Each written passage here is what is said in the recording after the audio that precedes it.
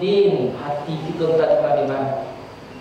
Iyyaka na'budu wa iyyaka nasta'in, hati kita berkelana setiap hari. Walaupun tadi sudah ikhlas, niatnya sudah menuju hanya kepada Allah semata-mata, tetapi perbuatan perkataannya tidak sesuai dengan pengakuan jiwa. Nah, maka oleh sebab itu orang yang mengikut Quranlah yang akan mendapatkan itu. Dan yang ketiganya akan timbul di dalam jiwa orang yang mengikut Al-Quran itu namanya Toma'ninah. Toma'ninah itu tenang menghadapi segala kemungkinan, tenang menghadapi berbagai macam peristiwa, tenang. Sekalipunnya disakiti, ya tenang menghadapi, tidak gelisah, tidak gegabah, seperti yang kita sampaikan. Akhirnya ketenangan itu akan membawa kepada sesuatu perasaan yang indah. Contoh, kalau kita diisi tenang dia kurang, lalu dengan serta-merta kita menangkis di tengah orang, pasti kita akan balik. Dengan membalik terhadap fitnah atau kejahatan itu akan semakin keruh keadaan, jiwa semakin baik. Tapi orang yang Toma'ninah, dia nak marah. Pertamanya berpikir, iyo pun nanti ditenangkan orang atau tidak. Kalau iyo, mendorongnya untuk bertobat. Yang kedua, mengapa orang tadi memfitnah saya? Karena dia tidak tahu siapa saya. Seperti Muhammad SAW, dia tidak tahu loh. Maksudnya sudah Jibril ke malaikat, dua tulang dari kami. Dia tidak tahu siapa. Nah, yang ketiga akan timbul dalam jiwa orang yang Toma'ninah tadi, merasa orang itu adalah orang bodoh. Itu orang bodoh berada dalam. Nah, akhirnya akan timbullah ketenangan di dalam jiwa. Toma'ninah namanya. Jadi Bapak Ibu yang berbahagia, Al-Quran apabila diikuti sebagai tarikatnya Nabi kita Muhammad SAW, maka justru akan menimbulkan keikhlasan, akan menimbulkan rasa sidik, dan akan menimbulkan Toma'ninah di dalam hati kita sekalian. Maka artinya hati kita akan menjadi baik dikarenakan menjalani tarikatnya Muhammad SAW. Ini tubuh rancak menurut Islam. Syariat yang kita lakukan, lahadul sabar, lahadul tobat, lahadul takwa, lahadul tadi di dalam jiwa tadi sifat-sifat baik. Bagaimana Allah kita dengan Allah Subhanahu Wa Taala? Yang akan datang kepada Allah itu adalah roh, bukan jasad. Kalau mati seseorang nanti rohnya yang akan datang kepada Allah sebelum diberi jasad nanti kepada masyarakat. Nah, maka untuk itu perlu kita mempelajari hakikat. Nah, hakikat itu rumusnya mudah saja, pemahaman tadi. Cakal bakal yang menyangkut dengan pemahaman itu adalah hakikat. Maka pemahaman-pemahaman yang kita cari menurut Al-Quran sebagai tarikat tadi akan menimbulkan dua tipe hal yang positif. Satu, akan mendatangkan rasa muraqabah. Apa itu merasa muraqabah? Selalu dilihat Tuhan seminimalnya, selalu didengar Allah Subhanahu Wa Taala. Itu maka Nabi mengatakan, fa'bud, maka sembahlah olehmu Tuhan kau, ka'annaka tarahu, seolah-olah engkau melihatnya. Fa'illam takun tarahu, fa'innahu yaraka. Kalau kamu tidak sanggup merasakan bahwa kamu melihatnya Tuhan, maka ketahuilah Tuhan sedang melihat engkau. Bayangkan Bapak-bapak Ibu yang berbahagia, roh yang seperti itu pasti merasa dekat dengan Allah. Kamu selalu merasa dilihat, selalu merasa didengar, selalu merasa diawasi oleh Allah Subhanahu Wa Taala. Jadi orang yang berhakikat akan timbul dalam kehidupannya itu rasa muraqabah. Yang ketiganya, orang yang menjalankan hakikat itu akan lahir dalam dirinya itu dia muraqabah pula lagi, namanya musyahadah. Apa musyahadah? Musyahadah tadi adalah kalau tadinya dilihat Allah, ini inyo yang melihat Allah. Senyum ininya melihat Allah. Apanya yang akan dilihat Allah lihatlah keagungannya, lihatlah kasih sayangnya. Sifat yang 99 itu pasti terlihat di dalam apa? Di dalam perbuatan, di dalam kehendaknya Allah Subhanahu wa Ta'ala. Artinya orang-orang yang musyahadah itu apapun yang terjadi dia melihat Allah, kuasa Allah, kasih sayang Allah Subhanahu wa Ta'ala. Abu Sa'id sampaikan, orang kalau sudah sampai kepada makam musyahadah, maka kesabaran akan lenyap. Mengapa? Karena diliputi oleh rasa syukur. Lalu nombor dia nampak hilang, kerana sabar. Diliputi rasa syukur tadi, rasa sabar tadi, oleh rasa syukurnya. Sakit yang nampakkan adalah Allah sedang kasih sayang kepada dirinya. Miskin yang terlihat ini adalah kasih sayang Allah kepada dirinya. Apalagi sehat yang dilihatnya kasih sayang Allah kepada dirinya. Kayunya kasih sayang Allah yang dilihat kepada dirinya.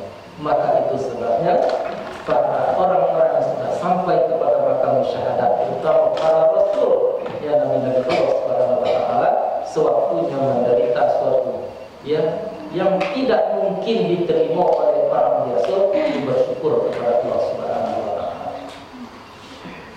Ya, Ibrahim terdorong untuk menyembelih anak kesayangan, satu-satunya adalah Ismail, sedang menggilo seperti itu. Mengapa? Karena dia adalah orang yang musyahadah. Dia Allah Subhanahu wa Ta'ala tidak mungkin untuk berbuat jahat kepada dirinya walaupun anaknya sendiri yang disuruh bantai. Tak pikir-pikir bantai sekali anak tadi. Alhamdulillah diganti oleh Allah sebagai pembuktian daripada musyahadahnya Ibrahim, diganti dengan seekor kias. Dia cuba-cuba nanti ada orang musyahadah tu, udah itu.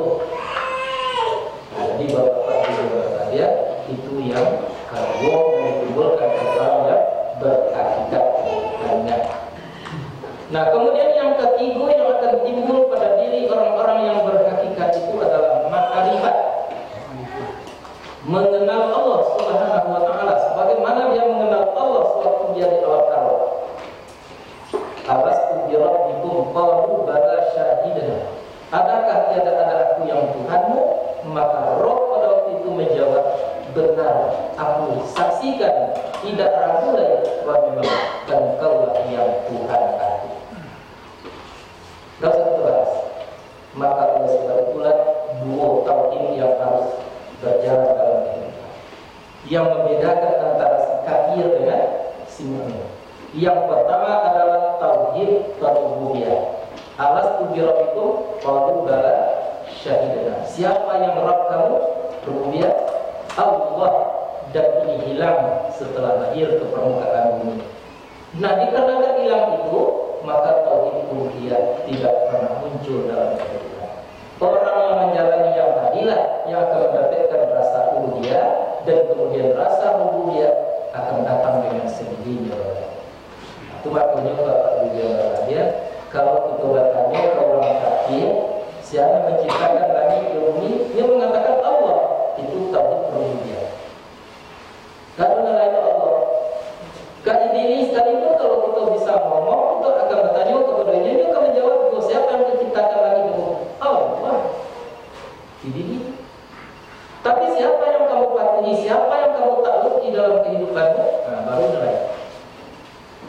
Ikut bedanya si kafir dengan si mukmin.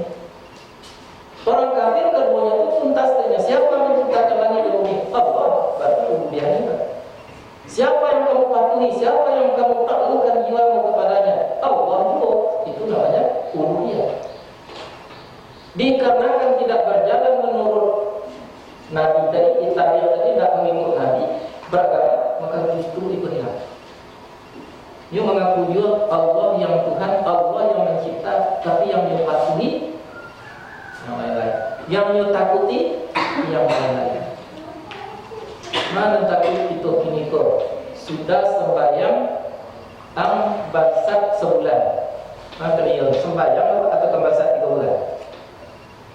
Dosa dah tahu. Orang kemudian jalan tak sembahyang atau basak. Begitu takut. Tapi kalau orang yang benar tadi tauhid rububiyah dan uluhiyahnya, bangsa mati lagi. Yang penting apa? Yang penting mengabdi kepada Allah Subhanahu wa taala. Itulah orang-orang yang tauhid uluhiyah dan rububiyah. Nah, jadi dengan sendirinya mengikut Nabi itu tidak masalah mudah. Zaman kini banyak orang yang mencintai Nabi tetapi tidak mengikut Nabi. Bersolawatkan ke dia, kalau perlu dengan gondang, kalau perlu pakai musik, menyanyi-nyanyi, merawung-rawung, tapi tugas pelaksanaan agamanya tidak jalan sesuai dengan apa yang dikatakan oleh Allah Subhanahu wa taala. Dia banyak itu ini. Itu tidak memecahkan sianunya, tidak memecahkan itunya, kelompok itunya tidak. Tapi inilah yang diburu oleh manusia saat ini, yaitunya mencintai Rasul tetapi tidak mengikut Rasul. Kerojonya bid'ah, kerojonya yang bukan-bukan, dia mencintai Rasul. Nah, ingat, orang yang mencintai Rasul tetapi tidak mengikut Rasul, siapa? Abu Talib. Abu Talib itu bagaimana kondisinya? Sampai-sampai mati dia di pangkuan Rasulullah. Nabi yang mentangkinkan, tapi karena tidak mengikut Rasul, sekalipun yang mencintai Rasul, tidak ada petunjuk apa tujuan. Ada yang begitu disikonak mati dia di pangkuan Rasul kan? Tidak. Jadi berarti kalau tidak mengikut Rasul, maka berarti kita 1000 kali tidak akan mendapat petunjuk seperti yang terjadi pada Abu Talib itu. Kenapa dia? Katakan semua. In tuhibbunallaha fattabi'uni yuhibbukumullah wa yaghfir lakum dzunubakum wallahu ghafurur rahim. Beda ayat itu kalau Bapak Ibu baca ini dibandingkan dengan Bapak Ibu baca sebelum dijelaskan, itu akan berbeda.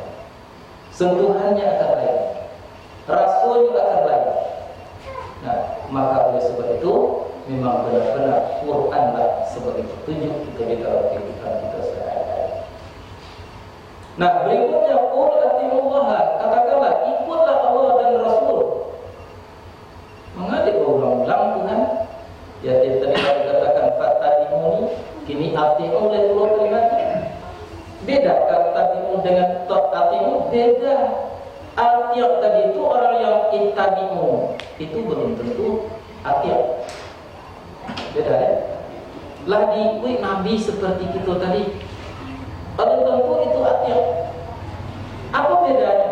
Kalau melakukan apa yang dikehendaki oleh Allah Subhanahu wa taala, seperti yang 9 tadi kita capai yang 3 tadi, berarti kita sudah ittabi'uni. Pertanyaannya, apakah kita masih detapasuh? Dia detapasuh bahwa diikuti syariat tarikat hakikat tadi, yang 9 tadi bacaan. Atau diarah umpamanya disuruh kita ikuti. Itu tidak artinya. Orang yang artinya menyenangi apa yang maunya Allah Subhanahu wa taala. Ia jadi dominan, ia menjadi apa namanya dalam perasaannya, menjadi kecanduan, rasa butuhnya tinggi terhadap syariat tarikat dan hakikat. Itu maka diulang oleh Allah di situ, ati Allah wa Rasul. Dengan kata lain, ikuti hentikan dan dilarang, kapok dan disuruh dengan rasa senang, tidak karena rasa yang lain-lain. Jadi kalau mengaji kita berarti syariat mereka kita terlaksana.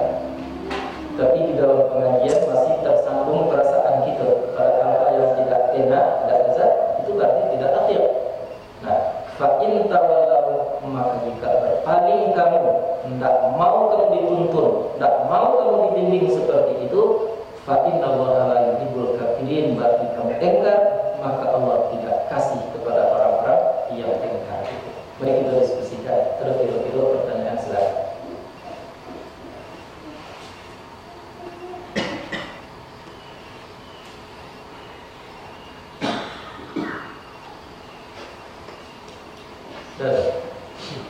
Kalau tidak ada, ketahuilah, hidup yang sekali kini kau tak akan berulang lagi.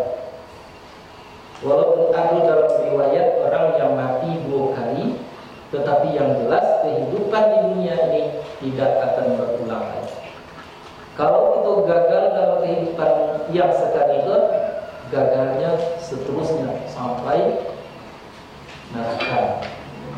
Tapi kalau kita berhasil untuk memperbaiki diri kita, maka keberhasilan itu akan terlihat nanti ya di dalam kehidupan kita di permukaan bumi. Tadi akan nampak lebih-lebih juga kita akan berpindah dari alam dunia kepada alam barzakh. Jadi Bapak Ibu yang berbahagia, karena ada acara yang kita tunggu-tunggu, yang kita nanti-nantikan, ya. Kalau ada pertanyaan kita tidak perlu diskusikan. Mudah-mudahan apa yang saya sampaikan itu akan menjadi pengetahuan bagi kita. Nah, kita ulang sepintas lalu kalau ada yang baru datang, jangan sampai dalam kehidupan tidak mengikut Rasul. Baca mengikut Rasul, bersyariatlah, bertarikatlah, berhakikat. Ada syariat segala yang menyangkut dengan tubuh kita kebaikan. Tarikat adalah menyangkut dengan hati kita, kebaikannya akan menyangkut dengan hati. Hakikat adalah menyangkut dengan roh kita. Oleh sebab itu betulkan pemahaman syariat ini orang itu harus paham ada syariat. Tarikat kecil orang itu harus paham ada syariat. Umumnya orang mencari tarikat itu suluk. Bukan suluk saja. Kalau disebut Quran itu tarikat, kalau disebut Quran itu tarikat lain. Di dalam Quran ada lumpur tarikat ke surga, tarikat ke neraka. Nah kemudian apa yang dikatakan hakikat? Orang kalau betul syariatnya akan lahir pada dirinya itu satu tobat, takwa, istiqomah. Kalau benar tarikatnya maka akan lahir ikhlas, sidik dan thama'ninah. Kalau benar hakikatnya akan lahir muraqabah, musyahadah dan ma'rifat. Maka orang itu tidak diragukan lagi. Nah, namun Allah masih mengatakan pada ayat yang kedua, senangilah apa yang dikatakan Allah Subhanahu wa taala. Nah, mudah-mudahan